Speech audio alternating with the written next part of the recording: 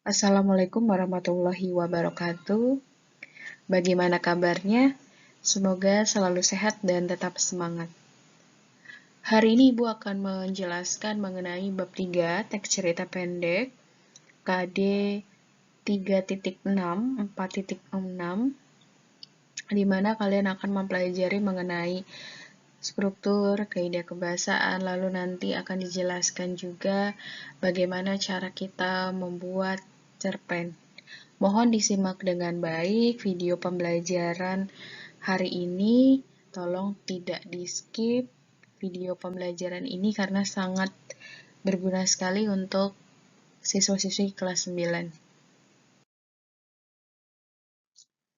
KD yang akan kita pelajari yaitu KD 3.6, menelaah struktur dan aspek kebahasaan cerita pendek yang dibaca atau didengar. Nah, tujuan pembelajaran kita yaitu peserta didik mampu menganalisis struktur dan kaidah kebahasaan cerita pendek dengan tepat. Struktur cerpen ada orientasi, komplikasi, resolusi, dan koda. Kita akan bahas satu persatu. Yang pertama ada orientasi. Orientasi, penulis memuat pengenalan awal cerita berdasarkan latar, siapa tokohnya, apa yang dialami dalam cerpen tersebut. Jadi untuk bagian orientasi ini sebagai pengenalan awal cerita. Biasanya kita akan dikenalkan dulu latar tempatnya, di mana, suasananya seperti apa, siapa tokohnya, apa yang akan dialami dalam cerpen tersebut, apa yang akan diceritakan dalam cerpen tersebut, gitu. Bagian komplikasi, ya, bagian komplikasi ada konflik atau permasalahan muncul yang dialami oleh pelaku atau tokoh cerita.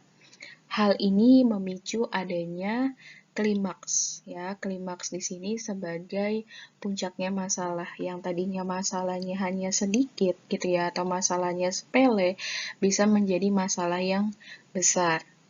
Lalu selanjutnya resolusi.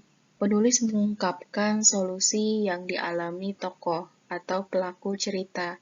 Hal ini dapat berupa penyelesaian cerita tersebut atau lebih dikenal dengan ending cerita. Jadi, setiap masalah yang terjadi dalam sebuah cerita atau dalam sebuah kehidupan, pasti kita akan menemukan solusinya. Lalu selanjutnya koda. Bagian akhir, penulis mengungkapkan nilai-nilai atau pesan yang ingin disampaikan pada cerpennya. Jadi, untuk bagian kode ini, ya, kalian bisa menemukan pesan moral atau amanat yang disampaikan dalam cerpen tersebut. Nah, tentunya pesan moral itu bisa bersifatnya tersurat ataupun tersirat. Kalau tersurat berarti sudah secara tertulis pesan atau amanatnya disampaikan dalam teks tersebut. Sedangkan kalau tersirat berarti kamu yang harus menentukan sendiri pesan atau amanat yang disampaikan dari cerpen tersebut. Perhatikan alur cerita pendek dapat dianalogikan dalam sebuah gambar.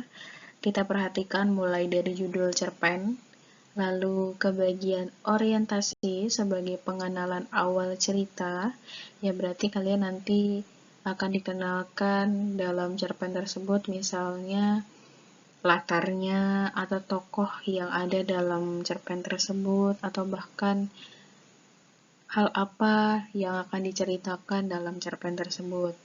Setelah dari orientasi, kita masuk ke komplikasi.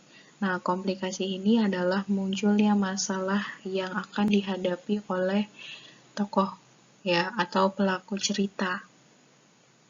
Selanjutnya setelah dari komplikasi, jadi di dalam komplikasi sebenarnya ada klimaks. Nah, klimaksnya di sini sebagai puncaknya masalah. Jadi masalah yang dihadapi oleh si tokoh gitu ya bisa menjadi lebih besar, bisa menjadi besar atau bisa bisa menjadi puncaknya masalah.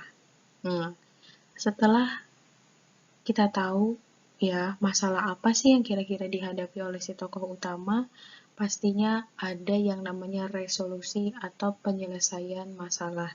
Jadi setiap masalah yang ada pasti ada solusinya. Setelah dari penyelesaian masalah, ada amanat atau pesan moral yang disampaikan dalam cerpen tersebut. Nah, pada bagian ini disebutnya koda. Ya, amanat itu berada di bagian koda setelah dari resolusi. Ya, yang seperti sebelumnya saya sudah dijelaskan di bagian struktur. Nah, ini adalah struktur juga, tapi akan lebih mudahnya ya seperti ini digambarkan gitu ya. Jadi alur cerita pendeknya dapat dianalogikan dalam sebuah gambar. Jadi kamu punya gambaran ya mengenai alur cerita pendek.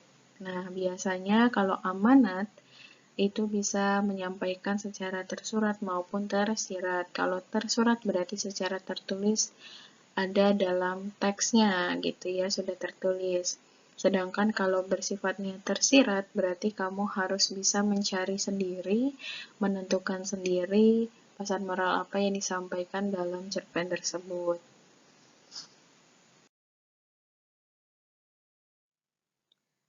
Silakan kalian perhatikan contoh cerpen yang berjudul Membawa Keselamatan karya Hermawan Aksan.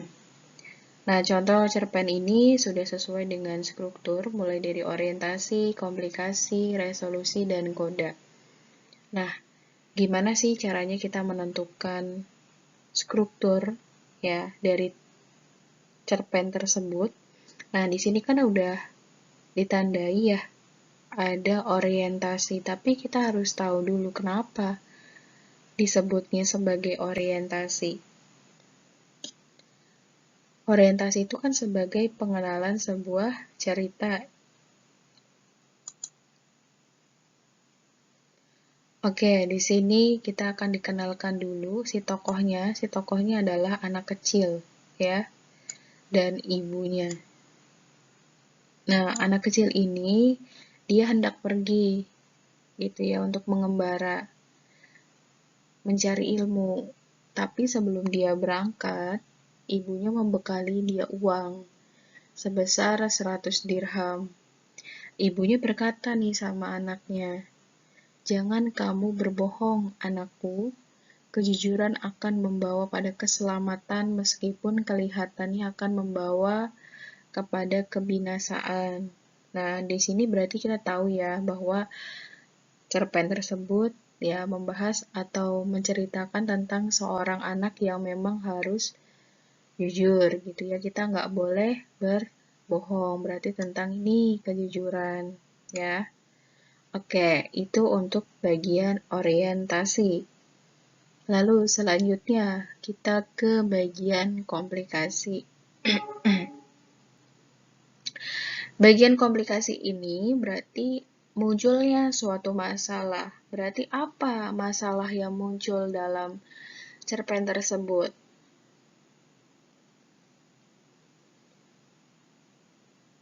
Ternyata di tengah perjalanan ya, si anak kecil ini dicegat sama perampok.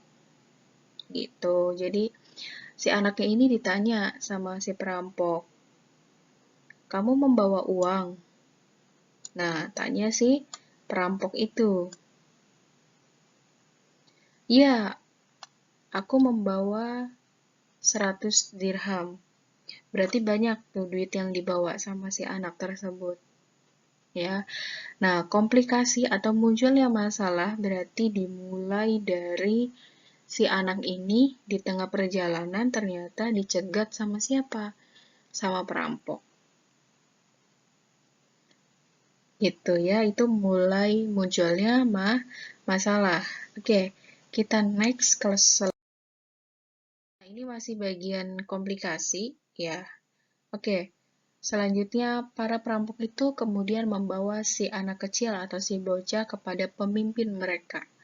Sang pemimpin pun kemudian bertanya kepada si bocah, "Mengapa kamu berdusta dan mengatakan bahwa mempunyai uang 100 dirham. Anak tersebut menjawab, aku tidak berdusta atau aku tidak berbohong kepada kalian. Ia memperlihatkan semua uangnya. Ini uangku. Sang pemimpin perampok pun berkata, "Nak, mengapa kamu tidak berdusta?"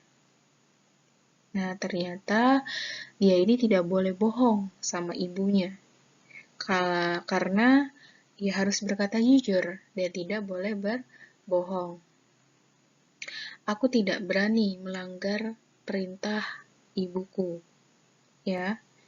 Oke, ternyata si komplikasinya hanya sampai pada dia dicegat nih. Sudah dicegat, dia dibawa ke pemimpinnya, ya. Nih, dibawa ke pemimpinnya, di sana ditanya lagi, ya ditanya mengapa kamu berdusta, ya mengapa kamu berdusta. Kata si anak tersebut, aku tidak berdusta. Dan ia memperlihatkan ya semua uangnya. Oke. Nah, di sini kita bisa melihat bahwa si anak ini memang jujur, tidak mau berbohong. Oke, selanjutnya di bagian resolusi.